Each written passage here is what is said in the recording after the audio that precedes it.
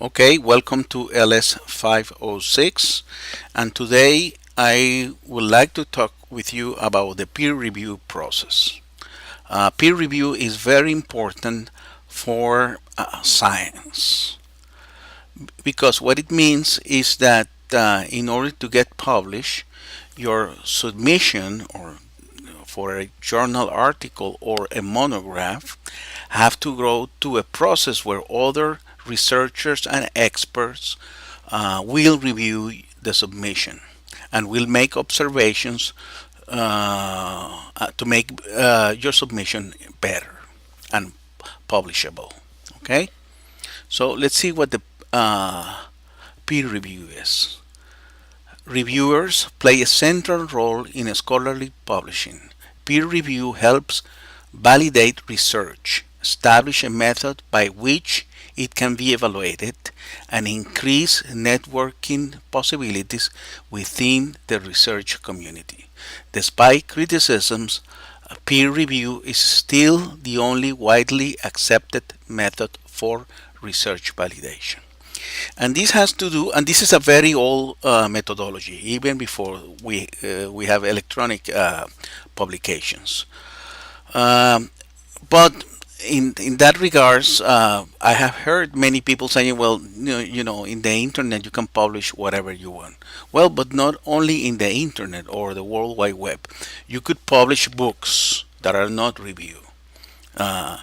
Science fiction books, novels, etc. But if you want to publish in science and you want to be accepted by the scientific community, you have to publish in either peer review journals or peer review books. Okay, because going through that process offers validity or validate your own research. And we, as reference librarians, have to be aware of this. Okay, when we find information in the internet or when we find information in the World Wide Web, when we're doing a reference transaction, we must select those hits that are more relevant to the patrons or our clients' request. But we have to be aware of who is publishing that information. Okay. Well, when we use peer review journals or books or monograph, we we have an assurance that the information that is published in those journals has been through a process of validation. That's why it's so important when whenever it's possible, and we are doing reference, we will try as much as possible again to use resources that have been peer reviewed.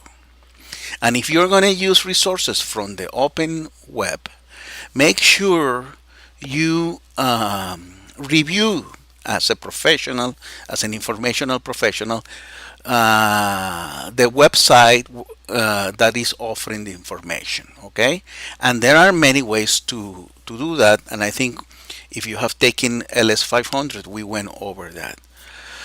Okay, so I want you to be very careful when offering when doing a reference transaction and offering information to our patron. Okay, make sure you are giving the patron the best information possible. Okay, so that's why it's so important to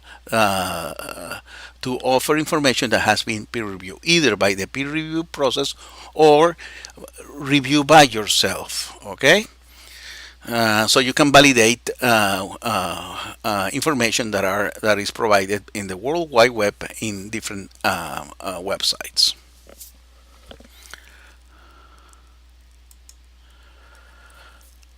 So what is the process of the peer review? Well, the author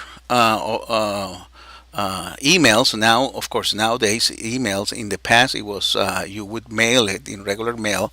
Your submission is called a manuscript, even though it's not written in, it's not handwritten, but it's a it's nowadays uh, is mostly written in computers by your computer software.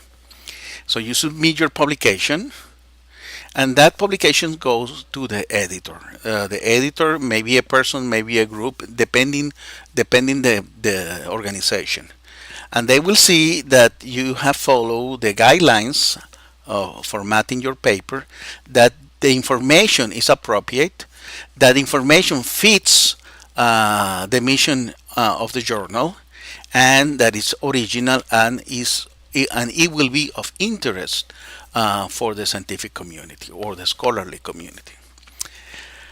Then the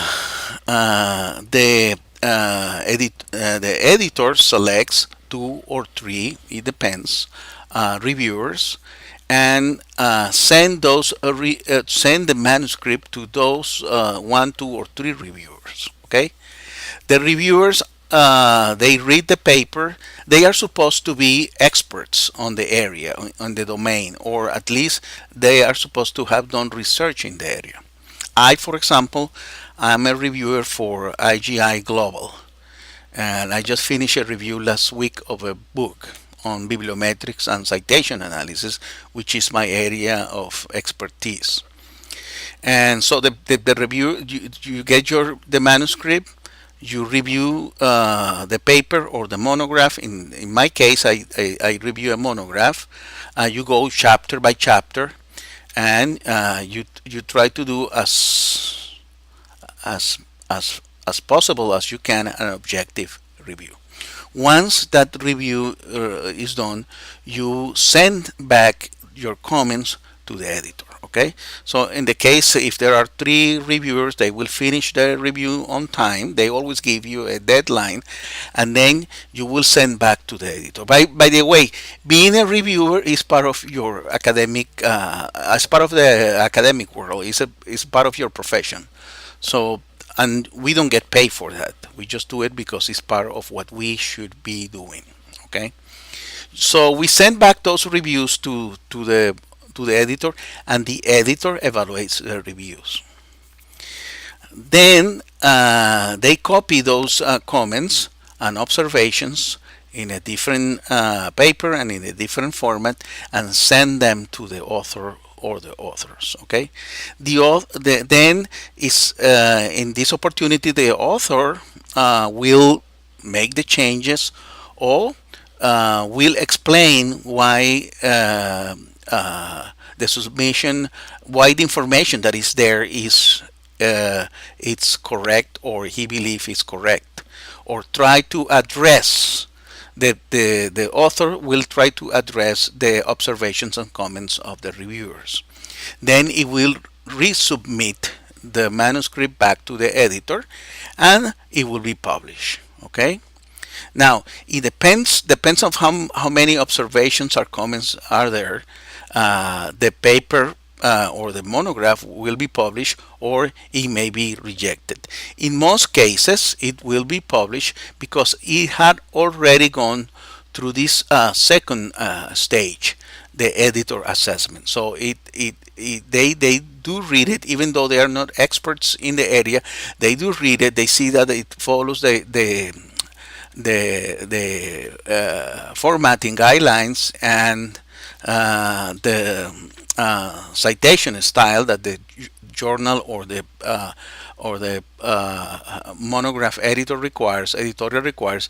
Then they will see if the theme is appropriate and fits the mission of the journal or the editorial, and if it's original of an interest. So once the publication goes through this process, it's most certainly that it will be published. And then, of course, it will be indexed, and we will have access through our databases. Okay, this is the model that Wiley used for the peer review process. Right here in the first window here, the author submits the article. Then it's assessed by the editor. The editor may reject the paper right there, or the submission, because it doesn't fit the mission of the journal, and it doesn't follow the guidelines. Okay, The author, if it's rejected in this model, well, that's it. Okay. So then, if it's not rejected, then it's sent to the reviewers. Okay, and the reviewers will do some comments and revisions, and the author will comply by that. Or if they don't want to comply, they will say why. Okay. The reviews are assessed by the editor, and then some will be accepted, some not, and the paper or the submission will be published. Okay, this is a model used by Wiley, but there are different models too. I have another one that I got from Elsevier. I'm going to put it bigger because I hardly can see anything here. Okay, so you have your submission. It goes to the basic criteria by the editorial board. It may be rejected. It has a first screening by the chief editor, is accepted for peer review, and is sent to two reviewers. This is the peer review process, and then is sent to the chief editor. There may be a third reviewer that will do proofreading in terms of English, grammar, and language, and there may be a fourth reviewer. Then the author have to do the revisions, following the complying with the comments and observations of the reviewers. Then the editorial board or the editor, chief editor, makes a second review, and even in this model, they will send it back to reviewers 1, 2, 3, and 4, or the manuscript may be rejected. What I have seen in most cases is that if the manuscript will be is rejected, it will be in the first stage. This is too advanced to reject a manuscript unless the author decides that he's not going to comply with the observations of the reviewer. If everything works well, then the publication is published. Okay, this is a model by Elsevier. By the way, if you want to read in more detail, I have in each slide I have the website address. Now, what types of peer review are there? The first one is the single blind review. In this case, the names of the reviewers are hidden from the author. In other words, the author doesn't know who is going to make the reviews. This is a traditional method of reviewing and is the most common type so far. In the review that I did last week, that's how it was. It was a single blind review. So the author doesn't know who I am. But also, it was a double blind review because me as the reviewer didn't know who the author was.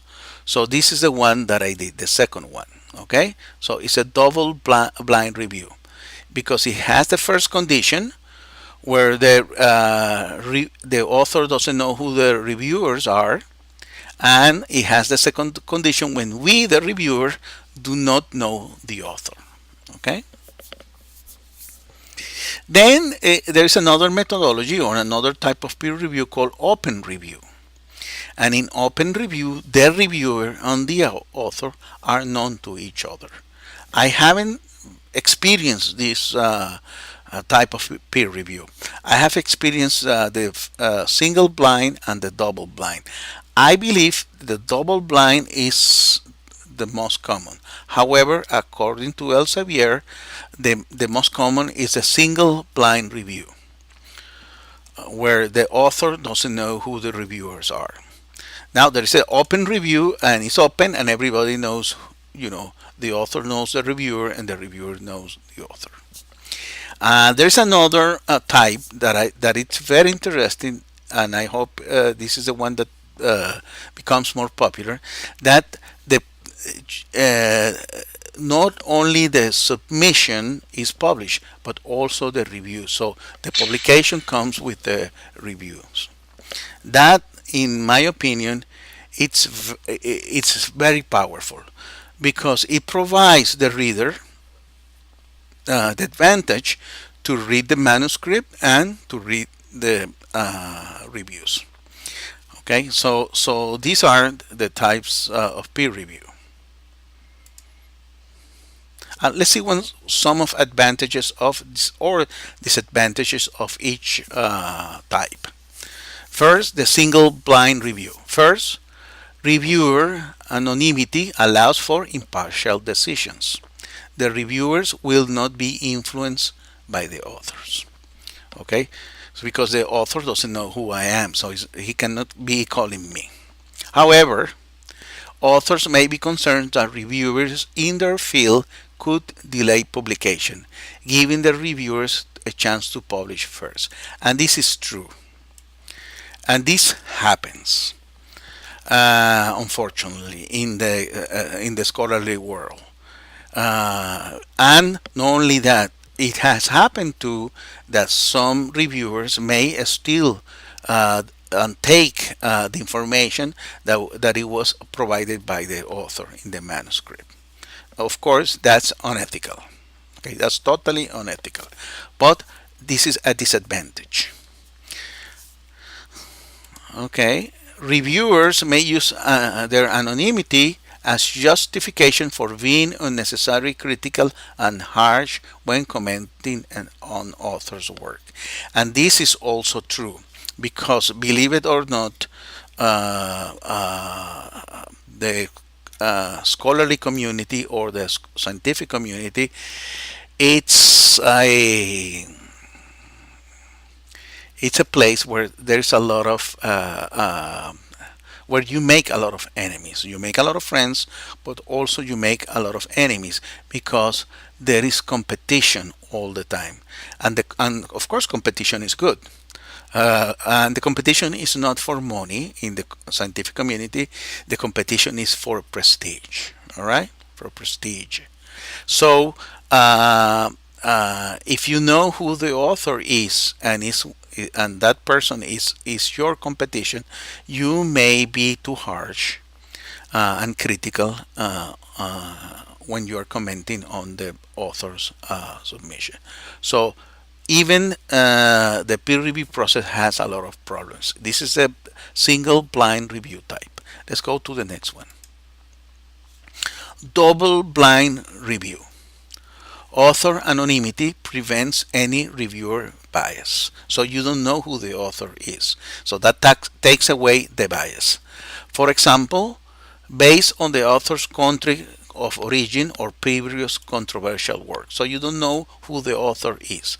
This is not exactly true in most cases because the scientific community is very small. The group that works on that does research in an area is not made by a lot by a large number of people. It's usually very small. So if you as a scientist or as a scholar participate, communicate, you go to conference, etc., and you participate in groups that are doing research in your area, sooner or later, after a few years, you will know who is who in that area and what research they are doing.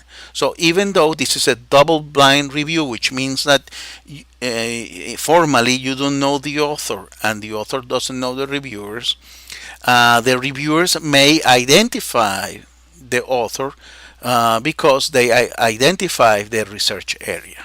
Okay. Secondly, articles written by prestigious or renowned authors are considered on the basis of the content of their papers rather than their reputation, and this is usually a problem. When the author is well known, it gets to a moment where it becomes easier to publish than a new researcher. When you have established a career, You have published many papers, and you have a lot of prestige, and you may be world renowned, then it becomes easier for you to publish.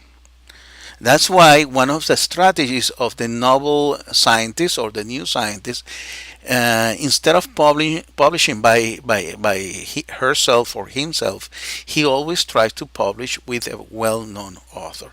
So he and co-author a paper. That way, he gets published too, and his name starts to be recognized.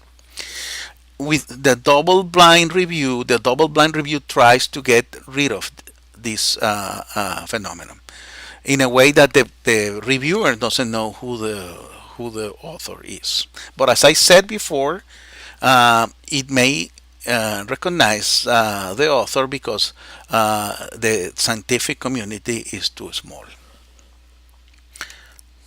And here it is what I was saying. Exactly. Reviewers can often identify the authors through the writing style, subject matter, or self citation. So, this is what I was talking about. Even though we have 1 and 2 here that provides for a more objective review, but we somehow you can recognize who the author was. That didn't happen to me when I finished the review that I was telling you on citation analysis and bibliometrics. But I was able to not to because I didn't try to see who the author was, but I recognize many things about the author, even though I don't know who that person is. So this is very important, and this is the most objective way to do a double blind, but it has problems. It has disadvantages. Then there's this open review, which I think is great. I've never done it, but I think it may work well, and you make more enemies or more friends. I don't know.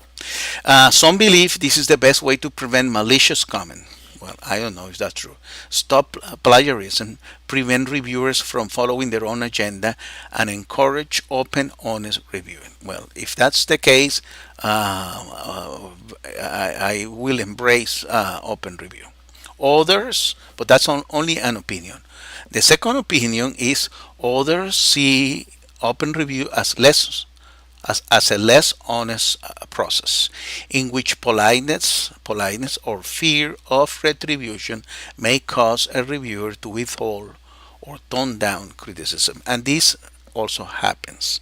If you hate the other person, then you're gonna, you're gonna be very harsh in your review.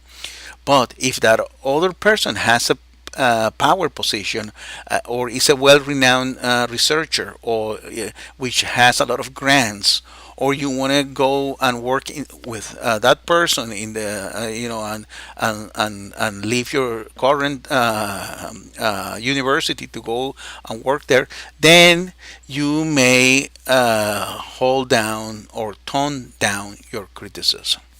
So open review has its problems too. Finally, this is something that I think it will work well, and that you have a publication, and you only not you publish the manuscript, but you also publish the reviews. So in this way, the reviewer, because as I said, when I do a review, is part of my job as a college professor, and it's part of my job as a researcher, but we don't get any recognition or money out of doing a review, especially when the review is a double blind review, right? Because nobody knows who I am, only the editor.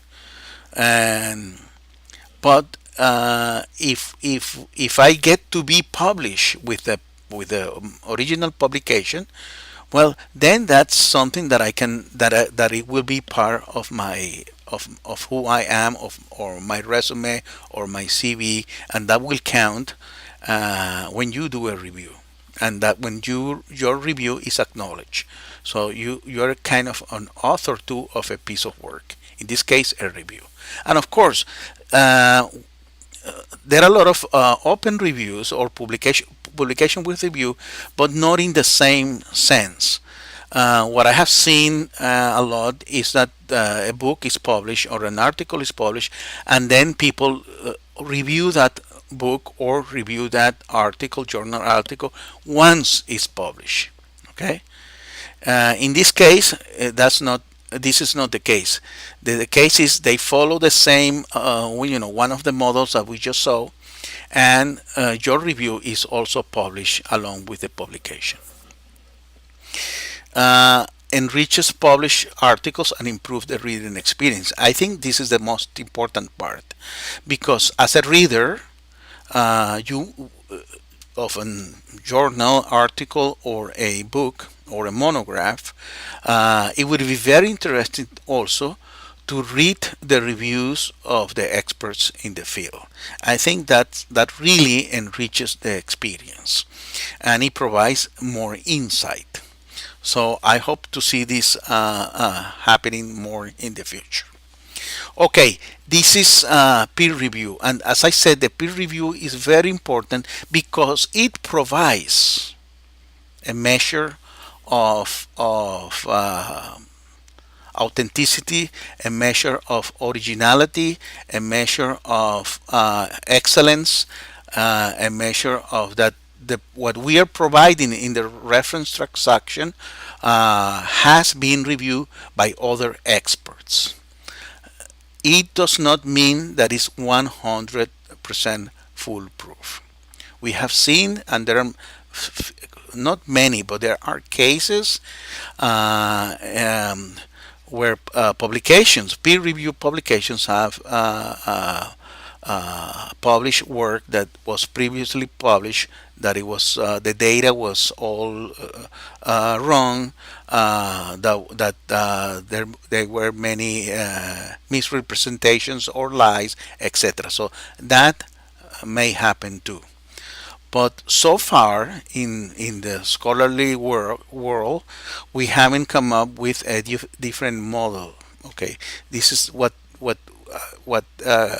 make us closer to objectivity, even though to be objective is impossible. So it is very, again, and this is I don't want to go on and on and on. It is very important that we as librarians, and especially reference librarian in STEM, in the science, that we become familiar with the peer review process, and that we try as much as possible to provide to our patrons sources that are peer review. In some cases, that's not possible. For example, if we are doing reference in the school and we are dealing with elementary and 1 through maybe 1 through 9, 1 through 10 grade, because that a peer review journal would be too dense for our clients. In this case, they are elementary school kids. So we may use the internet, we may use even Google, but we have to make sure that once we find the information, we assess and evaluate the website where the website where the information is published, and the information, relevance, authorships, expertise, discipline, periodicity, etc. That's very, very important because that's our job as reference librarian. I have said it many times. The problem in our world today is not the lack of information, it's not the lack of access to information. That was the problem of librarianship 20, 30, 50, 60 years ago. The problem today is that we have too much information. And we as professional librarians, we have to, we are the only and this is in a good way, it's not that we are filtering information, it's that we can recommend or we can explain to our patron that we will provide the best information possible because there is too much information. Okay, so this is a new. This is an when I said new, is in the last 10 years. So that's pretty new. We have to become experts on assessing and evaluating information. This is our new mission. That's what we are supposed to do. And a good way to evaluate, to know that or a good process for also librarians to follow is getting information that has been peer reviewed. Okay, that provides a safeguard on the quality of the information that we are giving our patrons. So make sure you think about this very carefully because it is very important. Okay, thank you.